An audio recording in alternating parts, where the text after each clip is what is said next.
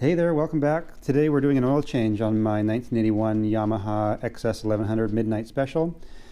I haven't done an oil change on it yet. I've only had it for a few months. I'm slowly working through the problems that it has.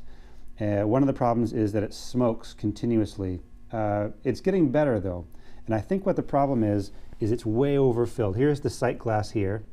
You can see it if I move my hand out of the way. It's totally full. And what's happening is, it may be a mixture, it may have just be overfilled with oil, or we had some sticky float valves in the carbs, so it may be a mixture of gasoline and oil in the crankcase. So I'll take you around to the other side of the bike, and what I think is happening is when I'm running the bike, there's a vent in here, the crankcase vent.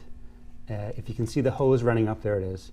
The hose runs up into the airbox, and if you look under there, maybe you can see it, there's a nipple. It's kind of a square nipple at the bottom there, and you can see a little drip of oil coming off it, and it runs down off the bike into a puddle there. But also when the bike's running, it gets drawn into the intake and then burnt off in the cylinder and comes out the exhaust as oily smoke.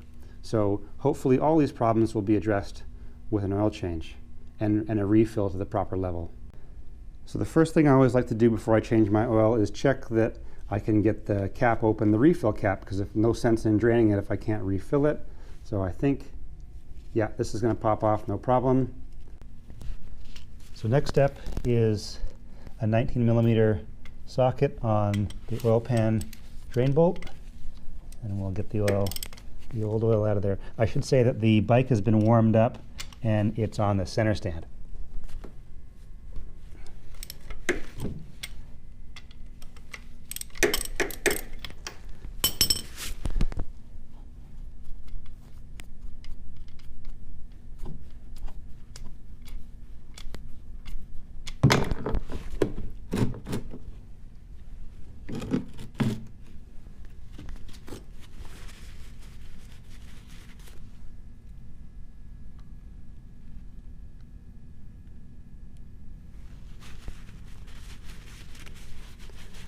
It's a lot of oil in there. There's only supposed to be 3 liters. Keeps coming.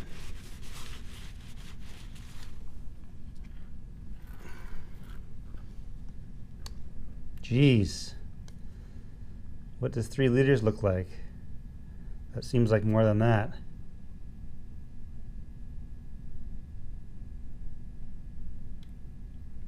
Don't see any metallic bits coming out. It's not totally black either, but seems pretty thin, and there was a lot of it, so it may have been diluted with gasoline.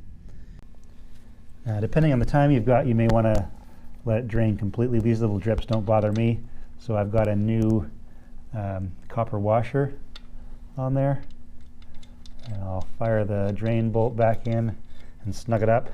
Then we'll move on to the oil filter. So we're under the bike now. This bike has an aftermarket exhaust. It's got a 4-into-1. I would be surprised if we had to remove the exhaust to remove the oil filter, because that doesn't seem like a very maintenance-friendly thing to do. The clearance does look close here, but we'll see. So it's a 12mm wrench to undo the filter housing. I've got a ratchet wrench here, so we'll pop that loose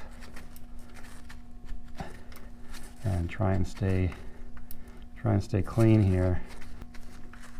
I imagine with the stock exhaust, life would be a bit easier. But so the housing's loose. There's no oil pouring down on me yet. Only getting a few clicks at a time. You guys probably don't want to watch all this. So we got some oil happening now. We're going to have lots of smoke off the exhaust once we're done here, because the way this is. Come at it from the side. There we go.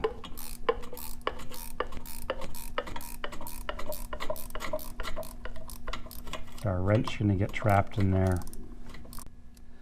Well, I don't know. I don't see any other way other than taking the exhaust off, because the filter housing seems to be spring loaded, but the bolt is hitting this header pipe from the left-hand most cylinder, and I don't see how we can get this out. So I'm going to drop the front of the exhaust off. I've had it off recently, so I know it's not seized, but that's a real pain in the butt. So I'm going to do that, and then I'll be back to finish the oil change here with you. Thanks for hanging out.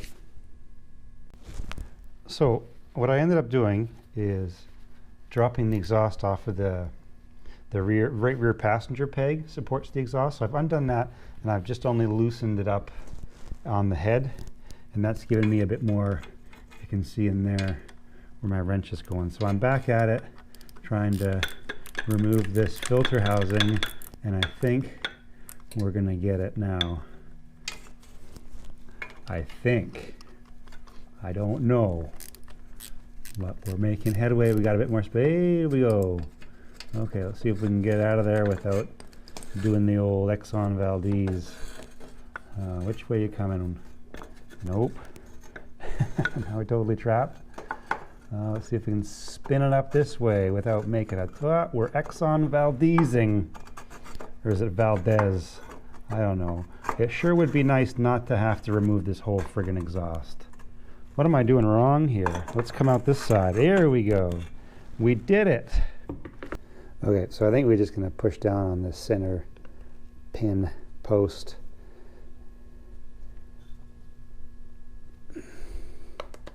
There we go.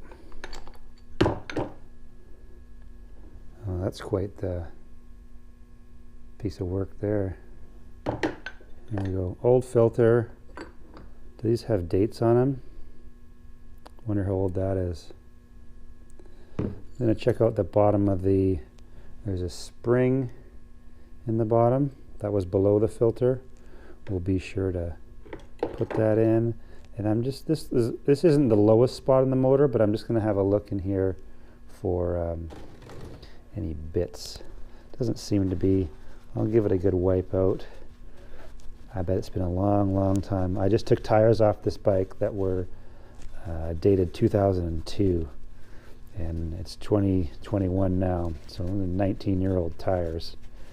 So now there's probably a bit of deferred maintenance on this bike, but it's cleaning up. It's quick when I take it around the block, so we'll get it all tidied up, and we'll be back on the road in no time here. Let's check out the new filter. Make sure it's the same as the old filter. So new, old, they appear to be the same. So we'll put that spring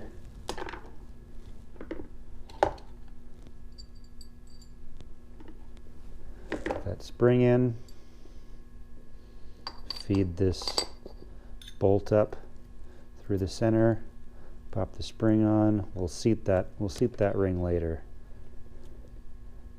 Doesn't seem to be an up and a down, looks symmetrical. We'll put the part number up. This is part number HF146. Slide it down on that bolt.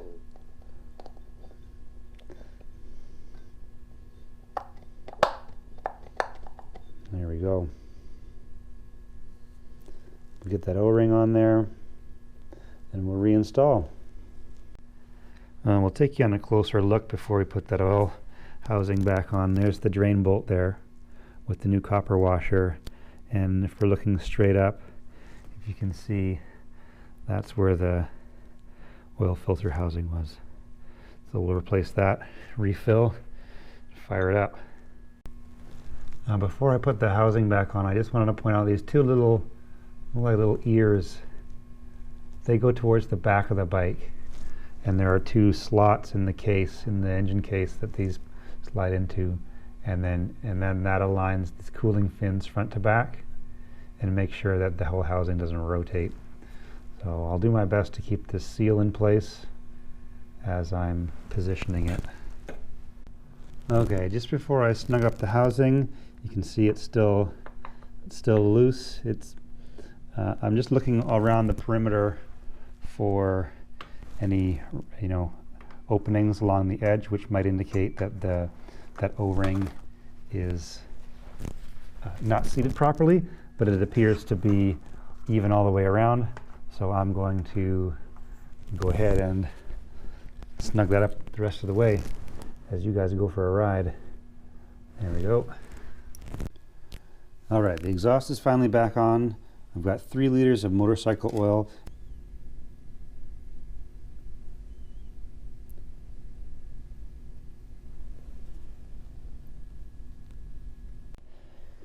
All right, 3 liters are in it now. You can just see it's right at the top there. So it's above the max fill, but of course we haven't started it. So I'll do that next and we'll check it again. Okay, we're gonna fire it up now.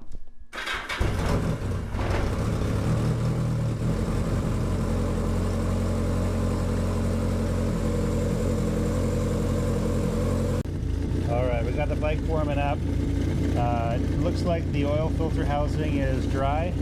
Nothing coming off of that. That's what I'm looking for. There is lots of oil coming off of the exhaust because we totally saturated that when we were taking the filter housing off. But some of it's burning off, and you can see the smoke rising up there.